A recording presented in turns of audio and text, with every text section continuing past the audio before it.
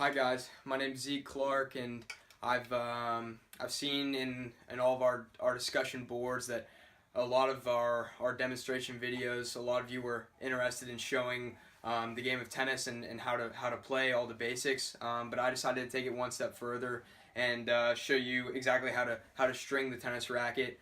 For those of you who don't know, if you play a lot of tennis, you're gonna break a lot of strings. So this is a very important part to playing tennis is to be able to string or have somebody to string your racket. So I'm going to show you guys my step-by-step on how to do this. So first things first, I want to introduce our audience. My brother Tim, my dad, my sister, my mom recording, and we were running short on audience members, so we brought in our bulldog Blue. So this is the audience, and they'll chime in with the questions when they have throughout this video. So here we have a racket with a broken string. So I'm gonna take you guys step by step on what I do to string the racket. So first things first, you need to cut out the string that's broken. So I'm going to do that now. I use just a pair of nail clippers and just go by each individual string and cut them out. So that's always your first step, is to take out those broken strings. So I'm doing that now. Why are there two different kinds of strings there? Looks like different colors. Yeah, that's a good question. There's many different strings you can use. For your racket. Some people choose to use the same string throughout for both the main strings and the cross strings, but some people choose to use different strings, and that adds different feel, different spin, different it's just a different feel. So some people do choose to use different strings. As you can see in this racket, this person decided to use different strings on the main strings and cross strings, and it's just all a feel thing. So some people do choose to use all the same string throughout the mains and the cross, and then some people choose to use others. So it's just all a preference. But so are those all different strings? Yeah, are those all different? Yeah, these are both different strings.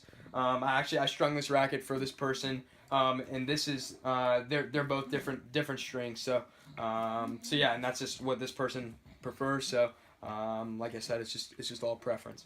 So and so once you have them all cut, you can start actually taking them out. So I'll do that now. So this is just the beginning parts of how to string the racket. So first you gotta prepare it to string it. So it's gonna take. So I didn't understand my question. Is that so? As you're taking them out, how many different pieces of string does it take to? Was every one of those a different piece of string? No. So when you're stringing a racket, you have two parts to your stringing path. You have your main strings, which is all one set, and then you have your cross strings. So there's two different sets of your strings. So it's not all the same string, and I'll show that throughout this video on how there's two different parts to the two different pieces of the of stringing, and you have your main and your cross strings. So no, they're not all the same strings. So and I'll show you that when I get done preparing the racket. So yeah, first things you gotta prepare it. So once I'm done here, we'll be able to start. Now that we have all the strings cut out, we can actually start the stringing process. So the first thing we need to do is mount the racket onto the stringer.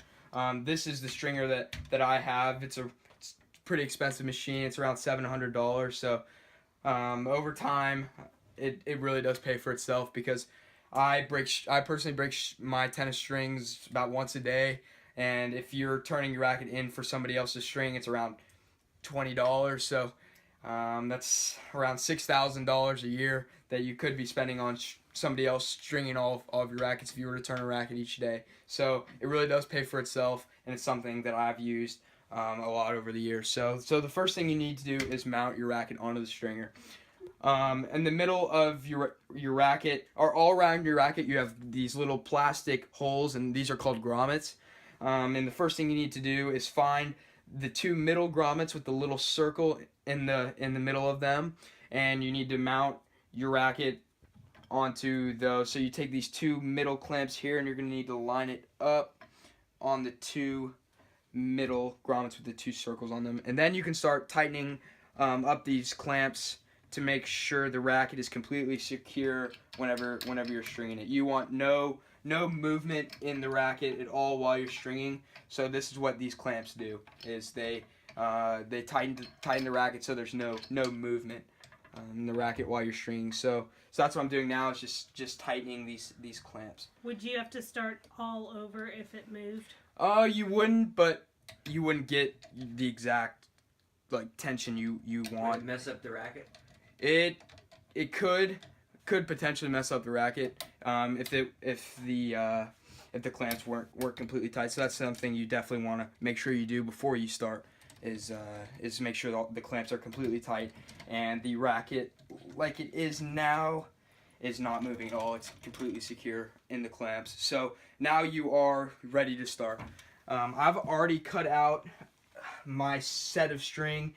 String comes in both. You can get it in reels. In this reel, you have 660 feet of string, which is around 18 rackets worth of string. Or you can also find them in sets like these, and this is equivalent to one racket's worth of string.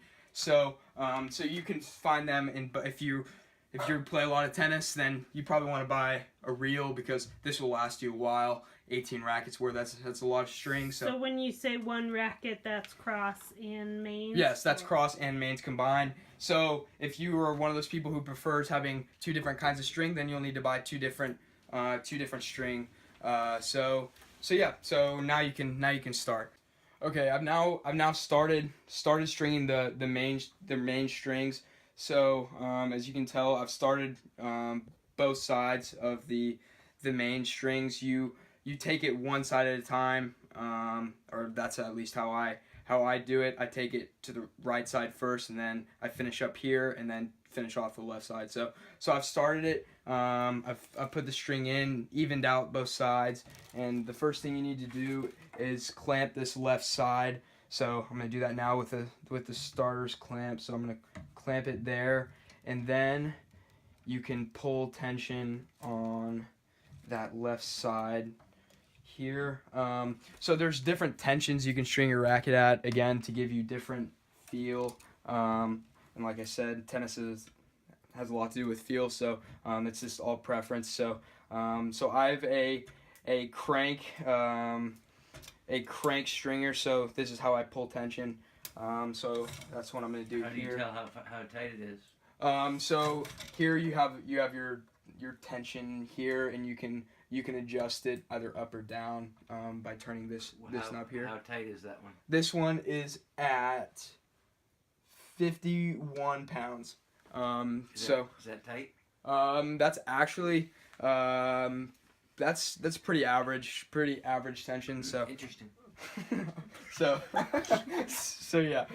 So I'm gonna pull tension here, and then every time you pull tension, you need to clamp that string so it holds. So you're gonna do that, and then you can start doing your right side, and then when you're done with the right side, you finish the left. So I'm just gonna start this right side for you, and then I'm gonna stop the video and do all these main strings, and then I will be back whenever I'm done with that, and then I can show you guys how to start the cross strings. So I'm gonna stop the video now, and then come back to show you guys how to finish up the main strings and start the cross. So now I have the main strings finished. If you look close here at the end of stringing your main strings, you tie them off with a double knot. So I've done that here, and you also do that to start your cross strings here. So I've already done that. So I'm going to show you the basics on how to start the main strings, and I'm going to show you a finished racket. So I'll show you here how to start the crosses.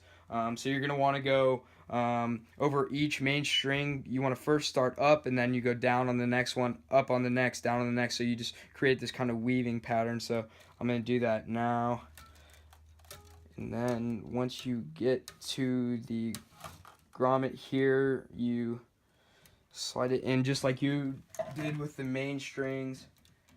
And then I'll do it for one more so you guys can see, and then I'm going to show you guys a finished racket. So then what's that tool you're using?